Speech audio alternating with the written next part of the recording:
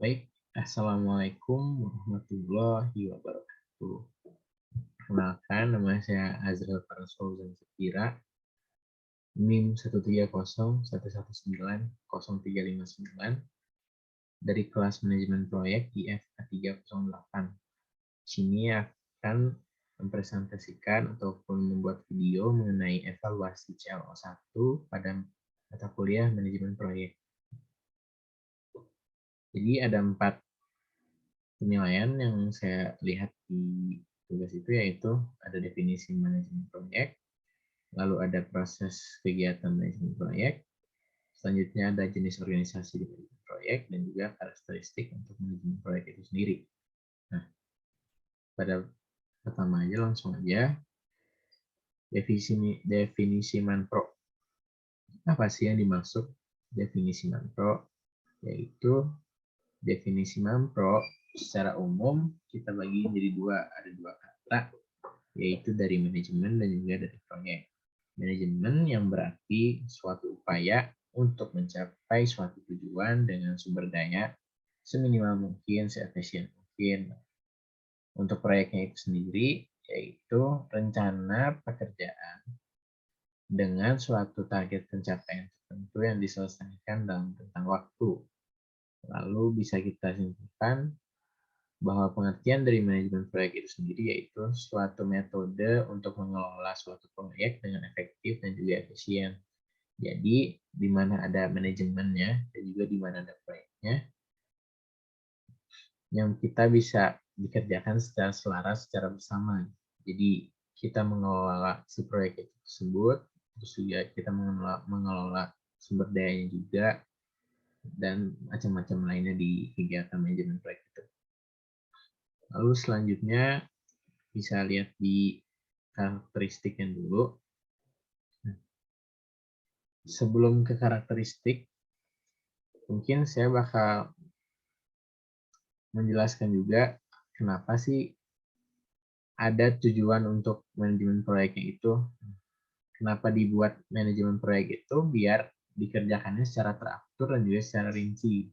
Kayak nyelesainnya tepat waktu, karena si proyek itu kan yang mau si customer atau klien. Nah, klien memberikan waktu segitu, ya berarti kita harus menyelesaikannya secara tepat waktu. Terus juga menjaga anggaran, terus juga menjaga kualitas dan juga melancarkan proyek. Karena dibuatnya secara terstruktur dan juga emang harus benar dilakuin secara benar-benar lah kalau suatu proyek itu. Maka diadakannya manajemen proyek. Nah, untuk karakteristiknya sendiri itu memimpin organisasi proyek dan beroperasi secara independen, yang dimana memimpin organisasi proyek itu yang pasti nanti ada datagramnya ataupun ada jobdesk-jobdesknya sendiri gitu. Kita di situ nggak ngerjain sendiri, namun beroperasi secara independen. Lalu bersama tim mengerjakan hingga proyek selesai. Jadi kita tuh harus komitmen dari awal kita join ke proyek ini ya karena emang kita harus mengerjakan hingga tuntas dan juga hingga beres gitu, hingga dapat feedback dari klien. Terus juga membutuhkan berbagai macam SDM.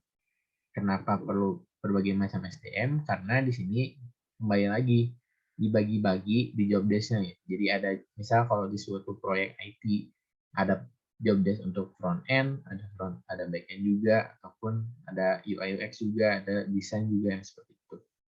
Jadi berbeda-beda si sumber daya manusianya. Terus juga bertanggung jawab menyatukan orang dari berbagai fungsi atau skill kerja. Kayak tadi saya bilang gitu. Karena di setiap proyek itu nggak cuma semuanya orang IT, pasti ada orang bisnis juga, ada orang juga. Lalu yang terakhir ada memfokuskan pada ketepatan waktu dan biaya yang ada. Di sini diobrolkan lagi oleh si klien mungkin di poin nomor 5 itu. Nah, selanjutnya ada prosesnya.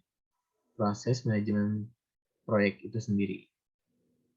Prosesnya itu dibagi dari 5, yaitu pertama proses inisiasi, proses perencanaan, lalu proses eksekusi, proses monitoring, dan juga penutupan. yang dimana proses inisiasi itu adalah kegiatan awal proyek yang telah disepakati bersama. Lalu permasalahan ini didiskusikan bersama tim untuk menghasilkan solusi yang terbaik. Jadi setelah kita berdiskusi dengan klien ataupun dengan tim, kita ya harus komit untuk mengerjakan si proyek tersebut.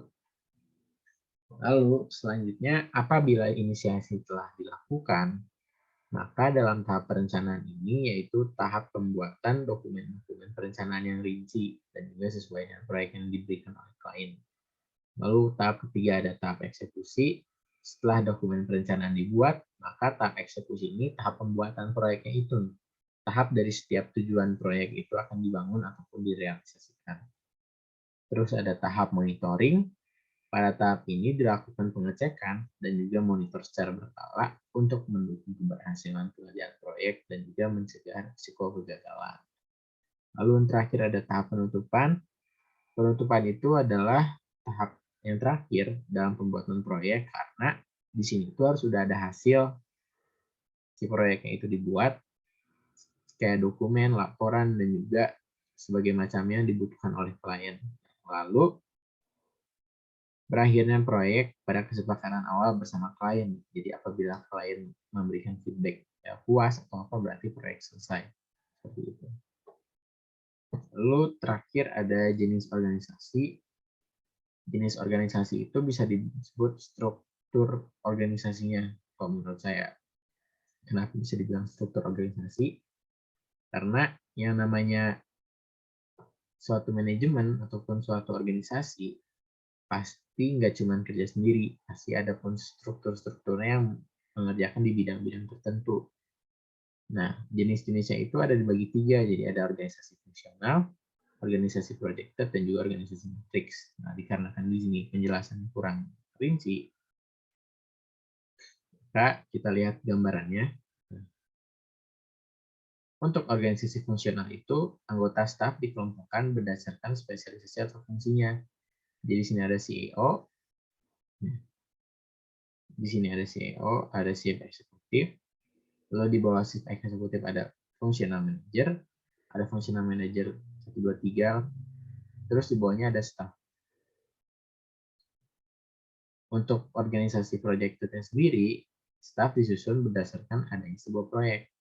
Jadi dari ketua, ada yang namanya project manager 1, project manager 2, project manager 3. Apa bedanya? Nah, bedanya projected dan fungsional ini, si fungsional ini, si staffnya dikelompokkan berdasarkan spesialisasi. Jadi kalau di sini semuanya kayak staff bidang IT semua. Nah, kalau di project itu enggak,